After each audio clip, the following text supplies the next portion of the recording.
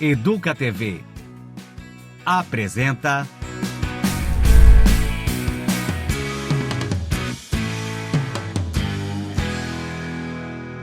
Orgulhe-se.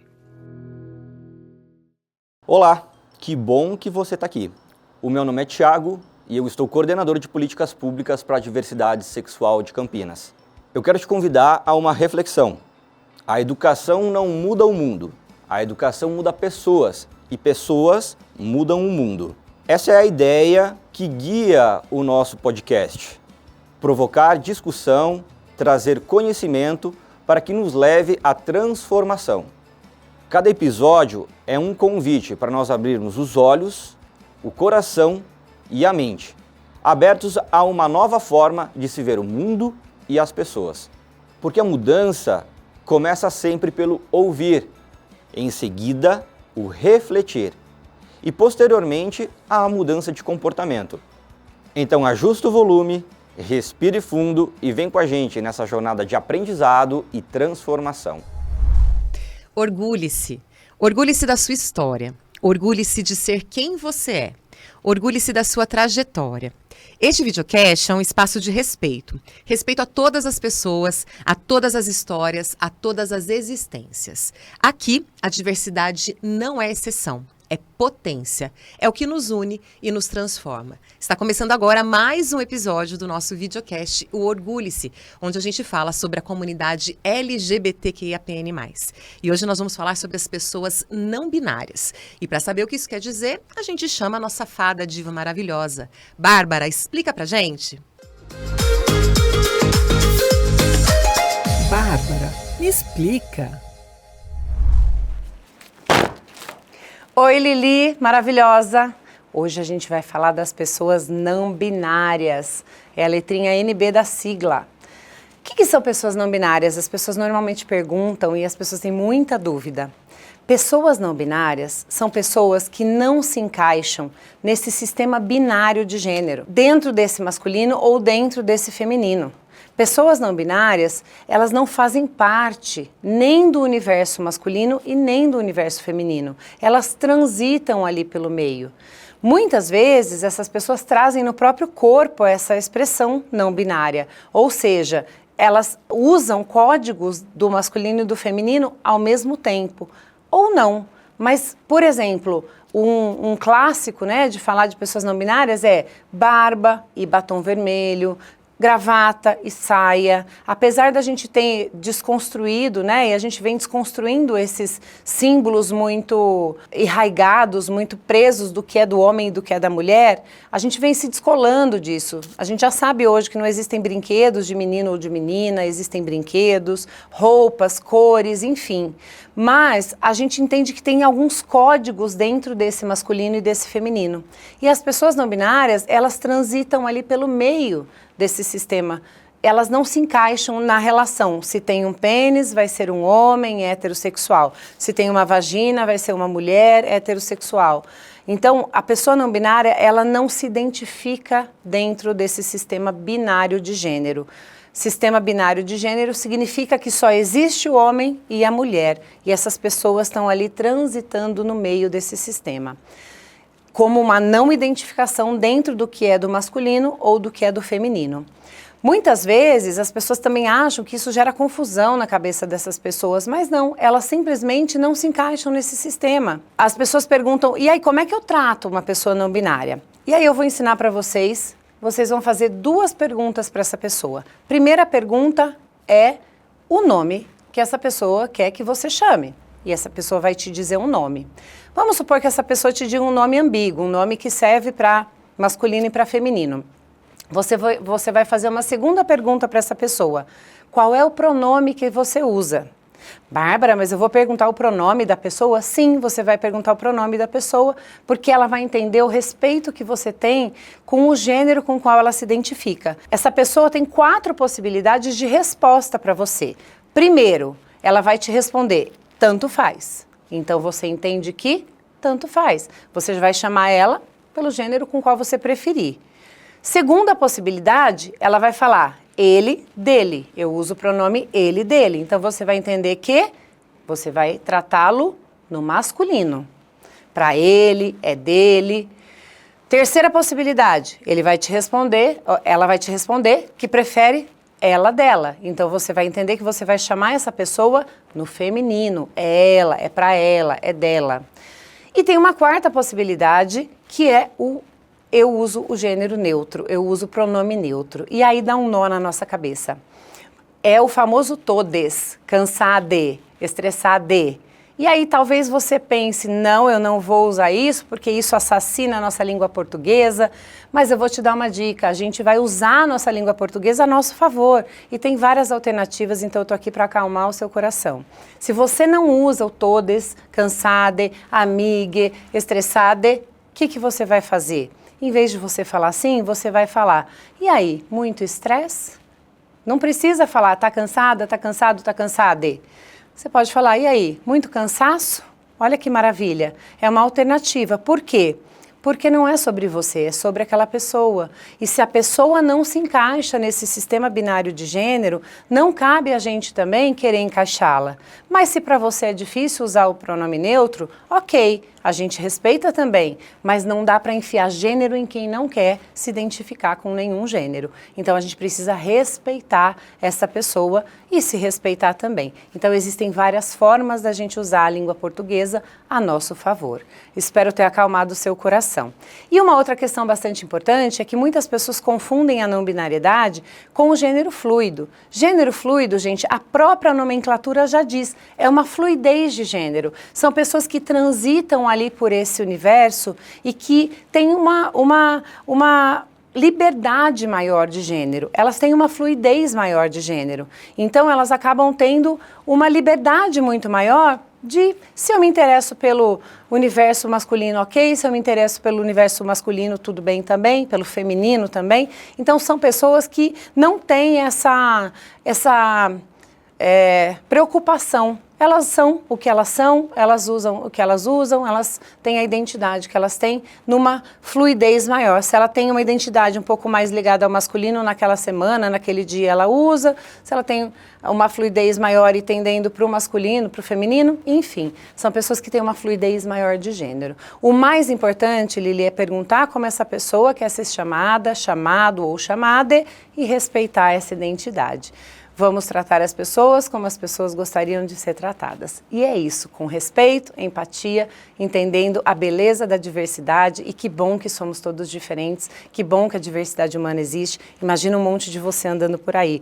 Talvez fosse um mundo bem sem graça, não que você seja uma pessoa sem graça, mas que o mundo é bem mais bonito porque é um mundo diverso. É isso, Lili, um beijo, até o próximo programa. Bárbara, me explica. Como a Bárbara nos explicou, nesse episódio nós vamos falar sobre as pessoas não binárias. A identidade não binária questiona e rompe com os padrões tradicionais de gênero. Isso significa ir além da ideia de que existem apenas duas possibilidades, ser homem ou ser mulher. Pessoas não binárias podem se reconhecer em um entremeio, em uma mistura, em múltiplos gêneros ou mesmo na ausência deles. Falar sobre pessoas não binárias é fundamental para entender que a diversidade de identidade de gênero faz parte da riqueza humana. É reconhecer que existem muitas formas de viver, de sentir, de se apresentar ao mundo e que todas elas merecem respeito. E para bater esse papo aqui com a gente, eu tenho Ariel Alves, que se identifica como gênero fluido, é psicólogo, clínico, ator em formação. Também é formado em Política Nacional de Saúde para a comunidade LGBTQIAPN+, e atua no Centro de Referência desde 2018, e a quem eu dou as boas-vindas. Seja bem-vindo, Ariel. Muito obrigada, muito feliz pelo convite, agradeço. Espero poder compartilhar, contribuir com a gente aqui e a gente conseguir esclarecer um pouquinho sobre os temas, né? É isso aí, vamos e bater aprendemos juntos. Muito bem. E temos também Cacá Vicentim, pessoa transmasculina não binária, que se relaciona afetivamente com mulheres, é doutora em Linguística Aplicada e psicanalista, e é também coordenadora do Núcleo de Tecnologia Educacional da Secretaria Municipal de Educação de Campinas e do GT de Gêneros e Sexualidades da Rede Municipal de Educação, a quem eu também dou as boas-vindas. Seja bem-vinda, Cacá. Obrigada, Lilian. É muito bom estar aqui também. Obrigada pelo convite e também espero poder colaborar. Bom, eu já dei o Lattes, mas agora vocês vão responder pra mim. Ariel, quem é o Ariel? Bom, o Ariel, ele tem um pouquinho menos de idade do que eu tenho. Ele veio um pouquinho depois, né? Aos 30 anos, quando eu tive a possibilidade de me conhecer de um lugar, né, que eu fui morar sozinho. Chega na época da vida, né, que em algum momento a gente vai morar sozinho. E era um momento, foi significativo para mim, porque era um momento que, sabe quando a gente tá em casa, a gente não precisa ter ninguém impressionar, a gente pode ficar tranquilo, né, poder olhar para nós, os dois lados, o lado que a gente gosta, o lado que a gente não gosta tanto, se envergonha um pouquinho, né. E aí foi surgindo, né, porque essa identidade Ariel, né, eu registrei ela em cartório, né, fiz a retificação do nome tem uns 2 anos mais ou menos.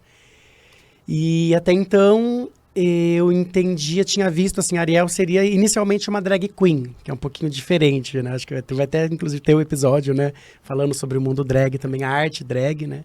Que é essa possibilidade artisticamente de poder performar, né, o feminino.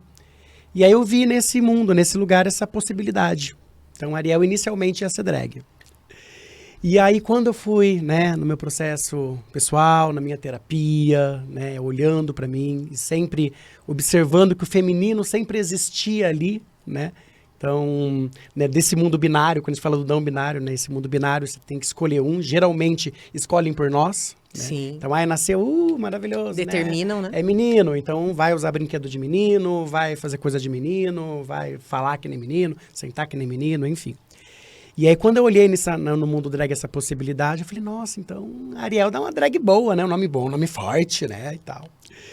E aí, deu um momento onde eu fui entendendo que aquilo, né? Essa possibilidade do feminino, ele não só artisticamente, mas que fazia parte de mim, né? Então, aí, essa mescla foi acontecendo até que, né, isso foi se integrando dentro de mim e eu fui aceitando, de fato, quem eu era, né? E quem eu sou. Então, Ariel é isso. Muito bem. E você, Cacá? Bom, sou Cacá, sou uma pessoa que também teve um processo para chegar e me apresentar como eu me apresento hoje.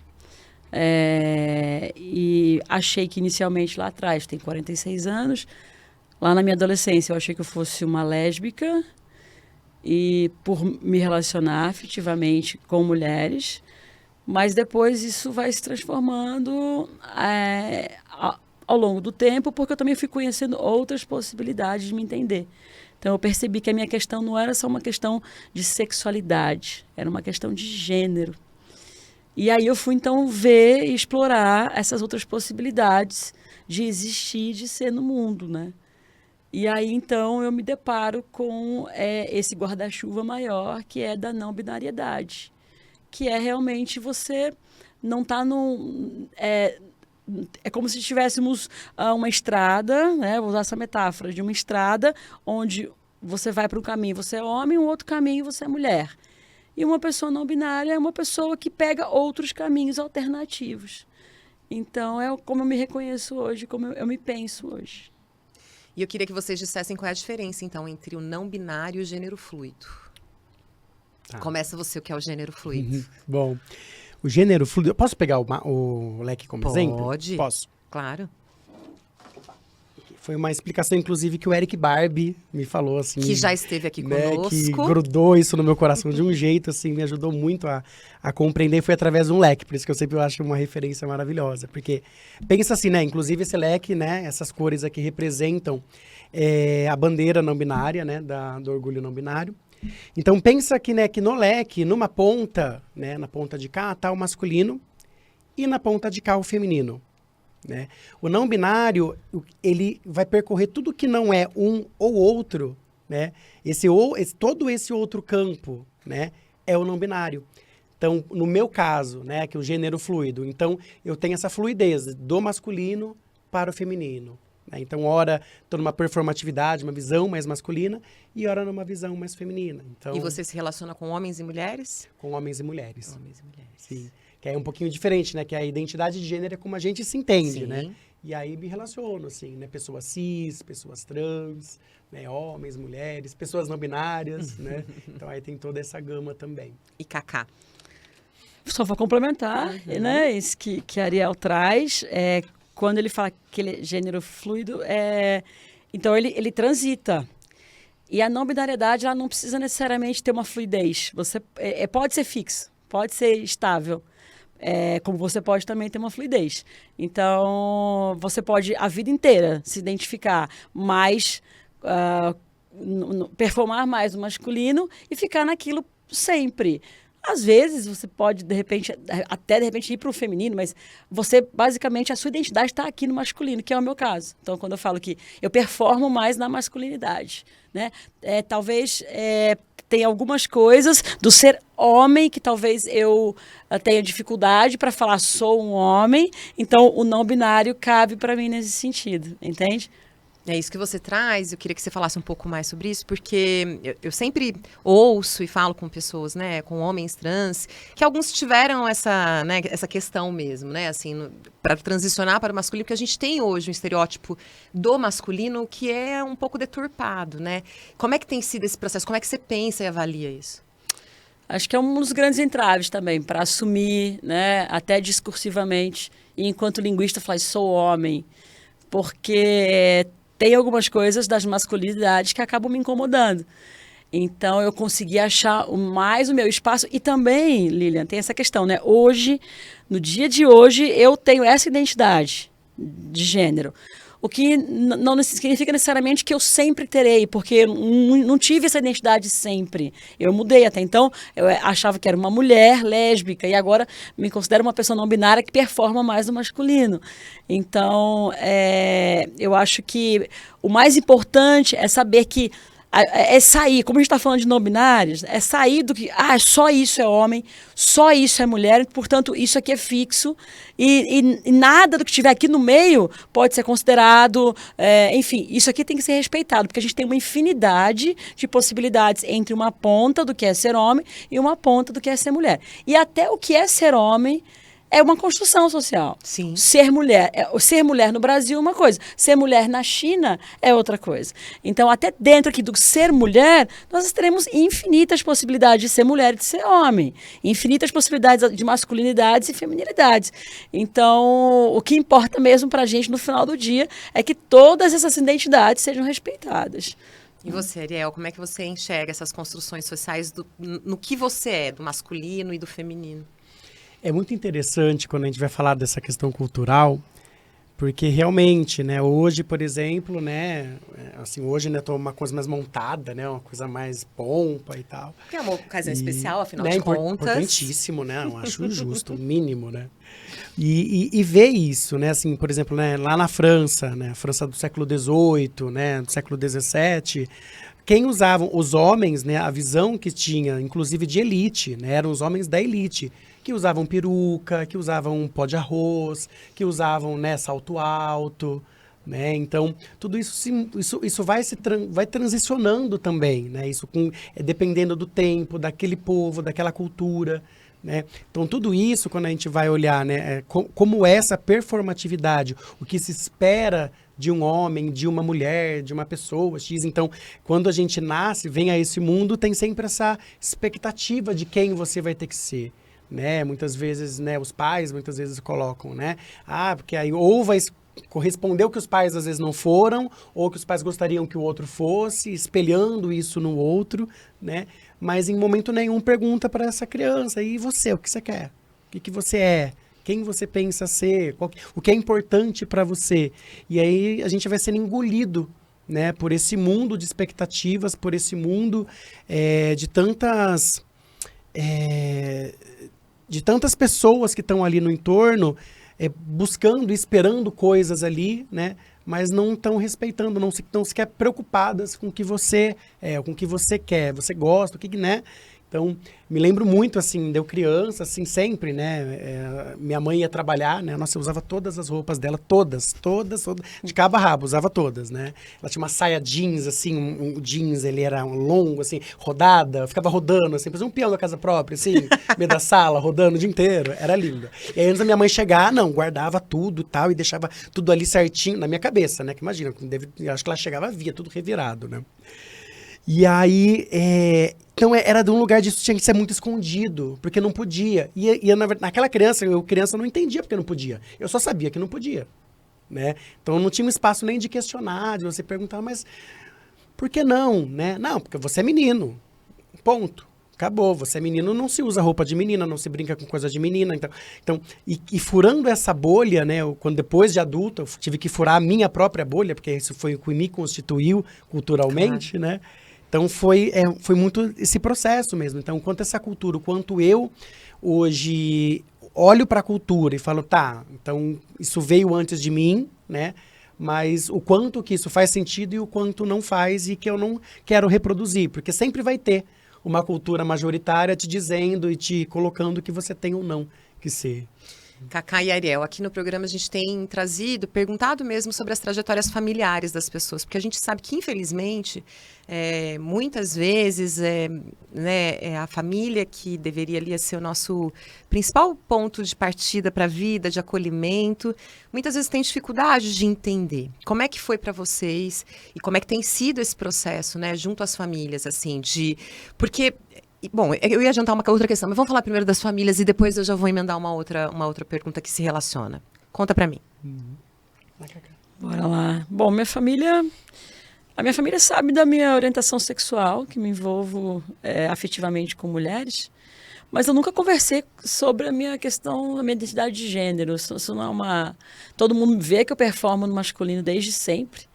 Eu costumo falar que desde a barriga da minha mãe. Mas não é uma questão... Claro, quando eu era criança tinha uma pressão. Você não coloca roupa de menina. Minha mãe comprava roupa de menina e eu me recusava a colocar. E chorava, e enfim, né? Então ela acabava de um jeito ou de outro, acabava me respeitando nesse sentido. E depois eu cresci e as coisas foram automaticamente tendo a fluidez da vida.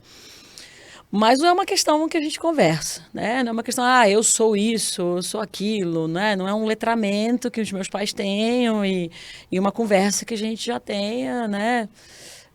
E também não sei se a gente um dia vai ter essa conversa e também não sei o quanto que isso é importante.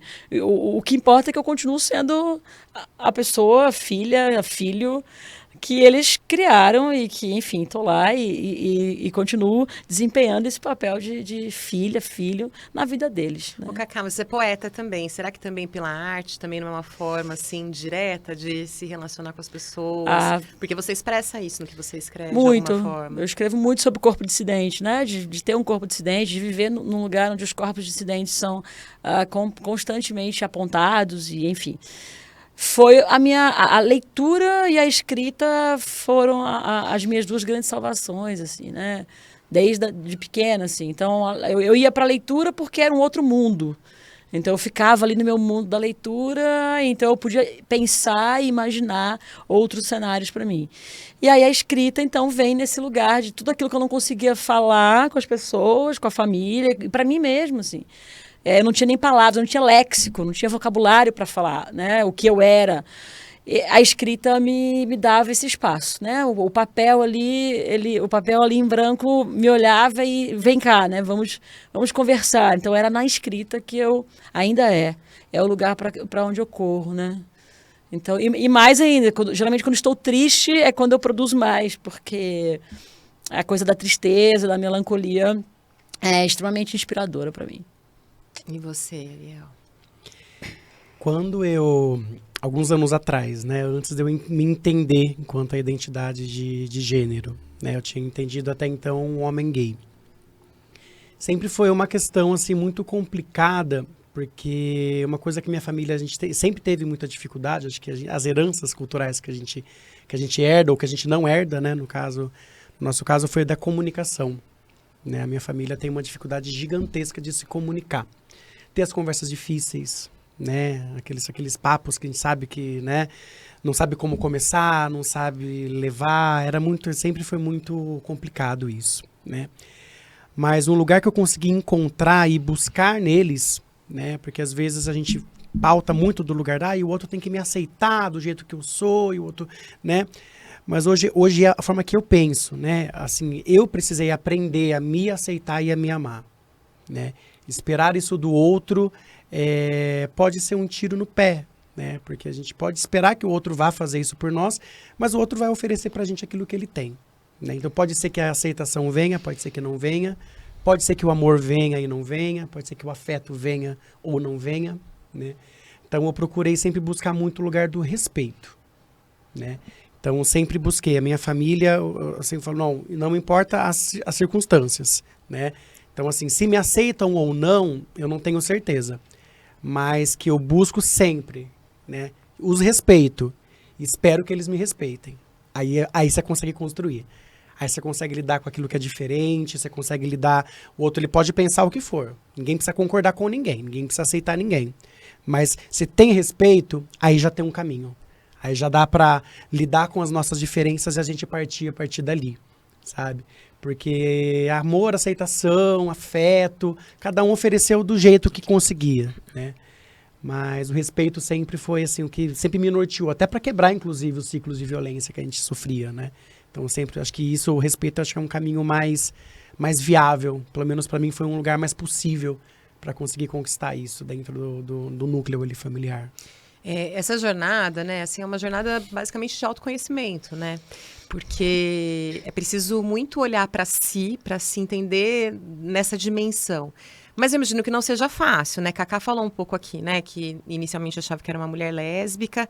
E aí teve um processo até chegar comigo. Como é que foi esse processo? Porque eu fico imaginando, porque a gente ouve muito aqui assim, por exemplo, mulheres lésbicas, né? Ai, não tinha representatividade, não tinha, descobri o que eu era quando eu vi alguém. E para esse lugar, né? Do gênero fluido e não binário, imagino que seja ainda mais difícil. Como é que foi essa trajetória de autoconhecimento para chegar até esse lugar que hoje vocês se encontram com um pouco mais de conforto? É processo mesmo, autoconhecimento, muita terapia, muita análise. E eu acho que, pelo menos para mim, não sei com relação a Ariel, mas para mim a questão da internet foi bem importante, sabe? Porque é o que eu disse, eu não tinha nem vocabulário para falar o que eu era. Não tinha nome para mim isso, né? Eu sentia que eu era diferente. E você já se sentia ali no papel de mulher lésbica que não estava encaixando direito? Eu nem usava esse nome, eu não gostava de falar, eu falava, eu sou gay. Porque aí eu falava, mais parecido em inglês, então dá para homem e para mulher. Então eu ficava tentando achar um lugar que eu me sentisse mais confortável. Lésbica era pesado para mim, né? Então eu senti um desconforto. E aí, com a questão da internet, então aí abre-se um mundo, né? E aí as histórias começam a chegar, né? Instagram, e aí começa a falar, nossa, mas essa pessoa é trans. O que é uma pessoa trans? Então, e quando pessoas famosas também começam a vir, né? O Tami Miranda, várias pessoas que... e aí você começa, caramba, né? Olha, existem essas pessoas. Eu assisti o documentário do Eric Barbie na GNT. Falei, cara, olha isso, existem outras possibilidades, né? Então foi uma das primeiras pessoas que eu vi que tinham nascido na mesma condição que eu, mas que tinham ido para um outro caminho, ido para um outro lugar. E particularmente me identifiquei muito com a história do Eric, que já esteve aqui conversando contigo. Então, assim, aquilo para mim foi importante. Então, através disso, eu fui vendo outras histórias, conhecendo outras pessoas, pesquisando, para tentar achar o meu lugar, né? Então, peraí, onde é que está a Cacá? Onde Cacá se encaixa nisso tudo? O que faz sentido para mim? Né? Em que momento que eu estou desse leque de possibilidades? Onde que eu estou? Onde que eu me encaixo? O que faz mais sentido para mim? Mas é com muito suor, muito choro, muita dúvida, muito medo, muita angústia, né? E você com você mesmo, assim, tem hora que você olha para você e fala, cara, não tem um lugar para mim. O não lugar para mim, eu comecei a trabalhar isso, inclusive na terapia. O não lugar é um lugar. Porque muita gente se sente num não lugar. Eu não consigo nomear o que sou. Isso para mim é um não lugar de acordo com as caixinhas que querem que a gente esteja, né?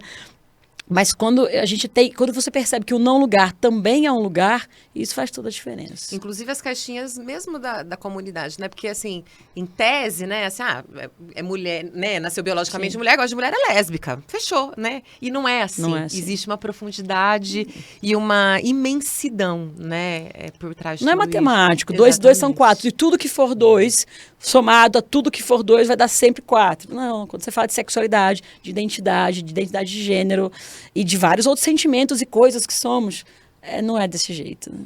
E você, Ariel? É uma equação muito complexa, né? Não é. Tem muitos X e muitas outras coisinhas ali que tudo pode mudar, inclusive, a qualquer momento, porque a gente é transitório, né? A gente muda com o tempo. E que bom que a né? gente pode mudar, Exato. né? Inclusive para evoluir. Mas como é que foi o seu processo aí de autoconhecimento, de entender o seu lugar ou o seu não lugar? Sim. E como eu disse, né, um tempinho atrás, eu vi no universo drag essa possibilidade do feminino existir. E aí, então, pensei no universo drag ali enquanto um lugar, falei, nossa, bacana, né? Dá pra ser mulher pelo menos em algum momento ali, né? Que é isso, tem a montação, que a drag vai lá, monta, coloca tudo, daqui a pouco desmonta, né? Então sai aquele outro, né? Aquela persona, né? Como a Glória Groove, a Pablo e tal, né? Então, é naquele momento, né? O momento que montou, aí é a personagem. Quando eu entendi que falava, não, mas não é só aquele personagem, não é só num momento, né? Eu sinto que o feminino me acompanha. Então, com o tempo também, com a terapia, eu fui entendendo que aquilo fazia parte também, né, desse processo. Né? Então, eu tive pessoas também, essa rede de apoio super importante, a Bárbara, o Eric, me ajudaram muito nesse caminho, nesse processo, na questão da não binariedade. Eu falei, nossa, mas não binário é o quê? Né? Como que isso funciona? Como é? Porque quando a gente está sentindo aquilo, né, até a gente conseguir dar nome para aquilo que até então é isso, né? Ou é só angústia, ou é só dúvida, né? Ou até conseguir aquilo aparecer de algum modo leva um tempo mesmo, né? E quando aquilo foi tomando forma, conseguir nomear essas coisas, para mim foi fundamental. Foi muito importante, eu me senti muito mais eu, sabe? Aí onde você consegue falar, nossa, então era isso. Então você consegue ficar mais em paz, né? Que aí não fica sempre, parece que sempre falta alguma coisa. Eu sei que a falta, né, ela é uma coisa humana, a gente vai sempre faltar alguma coisa pra gente, mas quando a gente consegue ir completando, né, encaixando algumas pecinhas ali, aquilo vai ficando mais leve, a gente vai se entendendo e se acolhendo mais, né? Porque geralmente a sensação de inadequação, né, de eu não sou isso, eu não poderia estar aqui, ou, né, então é sempre muito angustiante, né? Mas depois que eu fui conseguindo conciliar e juntar isso dentro de mim, aí foi ficando muito mais gostoso, assim, muito mais à vontade. E paz é o que a gente quer, né? Você ia dizer alguma coisa? Eu ia falar um pouquinho dessa identidade da não binariedade transmasculina. Que pode dar um pouco de confusão. Talvez seja polêmico esse, né? Polêmico, e eu acho que é legal trazer, assim, né? Quando eu gosto... Bom, sou linguista, e eu gosto muito do prefixo trans. O trans, para mim, já dá uma ideia de você transpor, você transgredir fronteiras, você, né, até escrevo muito usando esse prefixo. E aí, quando eu falo que eu sou uma pessoa não binária, transmasculina, o que eu estou querendo dizer é que eu estou dentro da não binariedade, por quê? Porque eu não consigo falar sou um homem e não consigo falar sou uma mulher. Então, eu estou dentro dessa não binariedade. Quando eu falo que eu vou para o trans, porque o transgênero, você também não está nesses polos, certo? E aí, quando eu falo que é o transmasculino, é que a minha performance, ela vai para uma inclinação masculina. Diferente de Ariel, que transita e que tem uma fluidez, às vezes ele está mais masculino, às vezes ele está mais feminino. A minha, não. A minha identidade de gênero é até um tanto quanto fixa. Apesar de eu não acreditar na fixidez das coisas, a minha porque eu não performo no feminino nunca. Eu performo no masculino. Então, eu vou para essa inclinação transmasculina, da masculinidade mesmo. Porque toda a minha performance de gênero, ela é no masculino. Mas eu não falo que eu sou um homem. E nem estou, diferentemente do Eric. O Eric é um homem trans, hormonizado, ele em processo de hormonização, né? Então, ele toma hormônios, que não é o meu caso. Eu não faço uso de hormônios, não entrei num processo chamam de transição, né? Mas hormonização, de tomar hormônios. Mas eu me considero uma pessoa muito no trânsito. Eu até nem gosto de usar transição, porque eu acho que transição eu sempre estou. Eu estou muito no trânsito. Então, isso de transgredir essas fronteiras todas... e me leva muito para esse lado masculino. Então, acho que quando eu falo não binário, de transmasculino, é nesse sentido que eu me aponto e me considero. E me vejo, assim. Explicou muito bem. Obrigada. Ô, gente, e aí a gente tem que falar das coisas ruins também, né? E preconceito. Como é que Como é que tem sido? Como foi? Melhorou? Piorou? Como é que é, Ariel? Hoje eu costumo dizer e pensar para mim que o preconceito do outro, embora me atinja, é um barulho do outro, não é meu.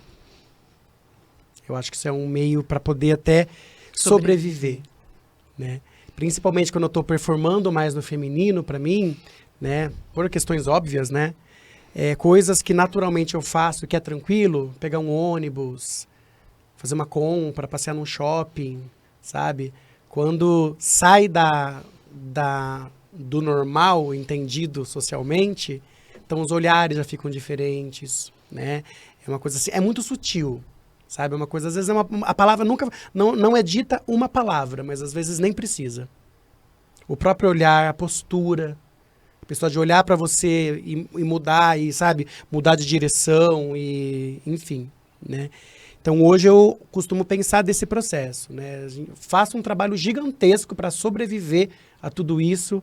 Então, quando vem o preconceito do outro, se é uma pessoa mais próxima, aí acho que se há um diálogo ali, se eu vejo que dá para conversar, dialogar, beleza, se não, do contrário, né, o que cabe às vezes é eu seguir meu caminho, quebro ali o ciclo, né, rompo, sigo com outras relações que me façam sentido, mas eu penso muito nisso, porque senão o grande problema de quem sofre preconceito é acreditar que a pessoa é culpada por conta disso.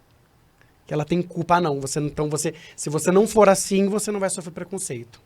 Lê do engano. Né? Porque senão a gente vai tentando se encaixar e se transformar em uma coisa que a gente acha que o outro quer que a gente seja. E às vezes essa conta nunca vai fechar. Nunca vai fechar, é né? verdade. Então, lá atrás já foi mais difícil, assim, né? Então, dependendo da situação, a gente fica um pouco mais reativo, né? Já sai um pouco mais, assim, mais carão mesmo, mais preparado ali, né? Tipo, se me atacar, vou atacar, como diz, né? Então, a gente já vai um pouco que armado nisso, assim. Mas hoje eu costumo olhar muito desse lugar, assim. Não é um problema meu. O preconceito do outro é sobre o outro, não é sobre mim. E você, Cacá? Tá terapeutizado, você. Em terapia. A terapia tá em dia. Terapia, senão a gente pula. A psicóloga morre de orgulho. Bom, eu sou de outra geração, né? Ariel é mais novo que eu tenho 46 anos. E eu sou de uma geração que era extremamente difícil até a sua sexualidade. Então, eu sou de uma geração que na escola sofria bullying o tempo todo. Na época, sapatão não é o que é hoje. Hoje está, né, uma palavra política, uma palavra de empoderamento. Não era uma palavra de vergonha, né? Então, eu tinha medo de sair na rua na minha cidade, uma cidade pequena.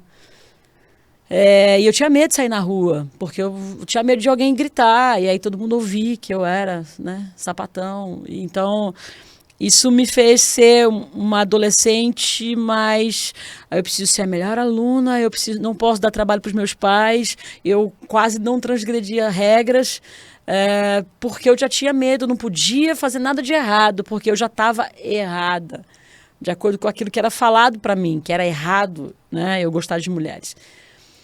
E hoje, assim, depois de muito trabalho, também muita terapia, né, e de viver, né, bastante, eu acho que hoje talvez esteja um pouco mais fácil algumas coisas, né, mas ainda existe muito preconceito. Assim, eu sinto os olhares, eu entro num lugar, eu vejo as pessoas. Eu costumo falar que a gente fica expert em olhares, assim. A gente pisa num lugar, e eu performo muito no masculino, né? Uso roupas ditas, consideradas roupas de menino. Quando eu entro num lugar, eu vejo os olhares, né? Então, eu falo que tem um olhar que castiga a gente, que olha com aquela cara de, nossa, você não deveria existir. E a gente sente isso no olhar do outro, né? Mas a gente segue, porque, para mim, tem duas frases que eu gosto muito. Uma de uma música do Caetano, que eu até tatuei no braço, que é cada um sabe a dor e a delícia de ser o que é. Então, hoje eu conheço as minhas dores, mas eu também conheço as minhas delícias. E eu não abro mão das minhas delícias, por causa das minhas dores, né? E tem um poeta vietnamita que eu gosto muito, que chama Ocean Vuong, que ele diz que a parte mais bonita do seu corpo é para onde ele está indo.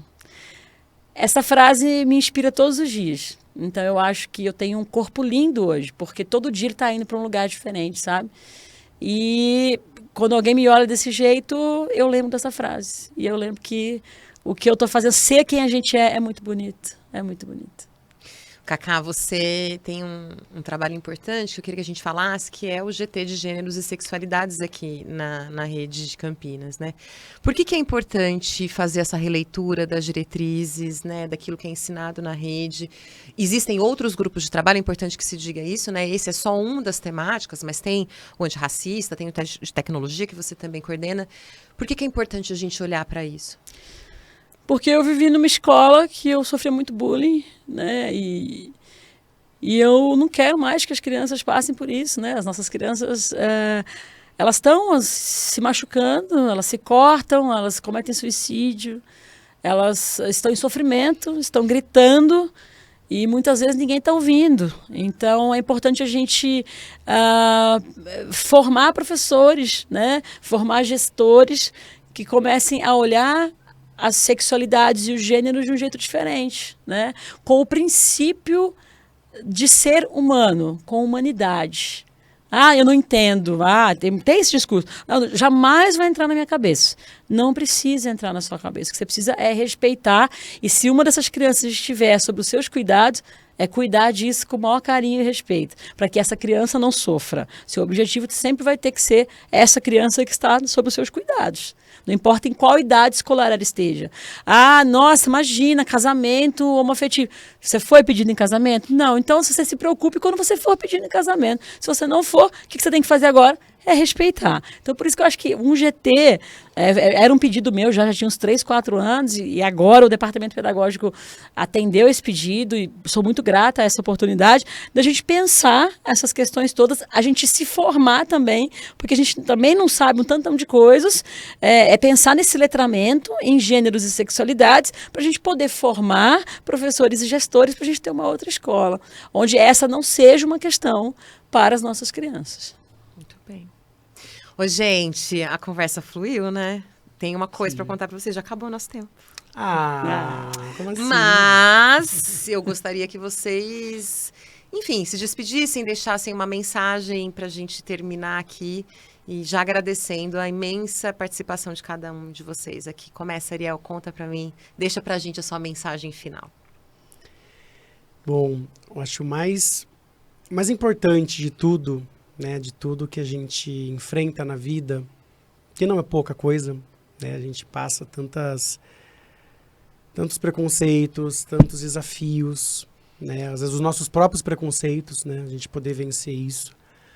Mas sei que às vezes pode parecer meio clichê, mas quando a gente tenta se tornar alguém melhor pra gente mesmo, né, a gente gasta tanto tempo às vezes tentando fazer por outras pessoas, às vezes algumas pessoas nem querem, né? Às vezes tem a música, né, que diz que não adianta chamar quem está perdido procurando se encontrar.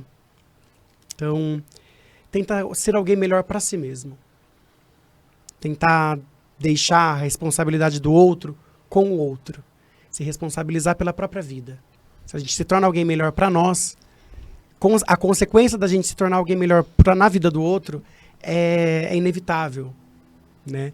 Então, é buscar o processo mesmo, se amar, se acolher, se respeitar, de tudo, respeitar os próprios limites. Tá indo muito rápido?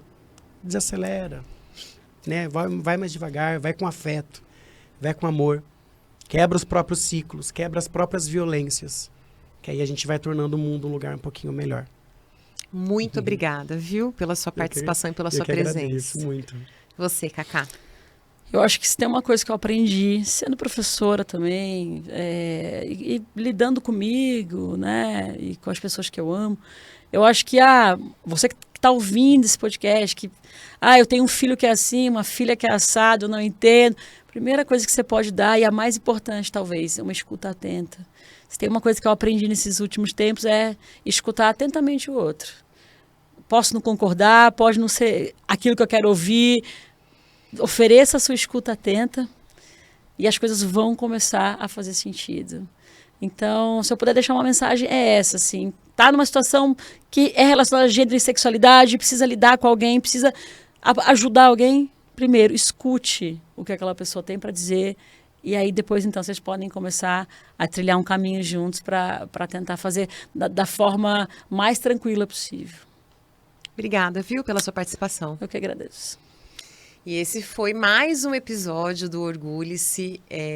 Eu agradeço mais uma vez por você estar aí com a gente, por estar compartilhando, ouvindo também, né, todas essas histórias que a gente tem trazido. Na semana que vem a gente volta com mais um episódio para continuar falando, discutindo e entendendo, né, mais sobre a comunidade LGBT, porque aqui o nosso objetivo é falar com todas as pessoas, que são da comunidade ou não, porque a gente quer, na verdade, unir, é fazer com que as pessoas entendam que a gente precisa criar pontes e não barreiras entre nós. Obrigada pela sua audiência, continue com a gente, você já sabe, né? Segue a Educa TV também nas redes sociais. Depois todos os episódios vão lá para o YouTube, você pode ver, rever, compartilhar, mandar para os amigos. Semana que vem eu volto, obrigada, até mais.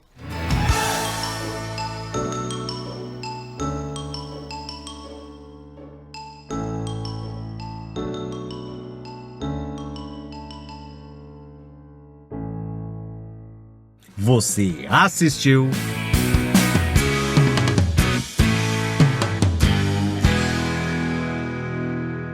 Orgulhe-se. Prefeitura de Campinas, Secretaria de Educação, Produtora Rio Brasil Digital.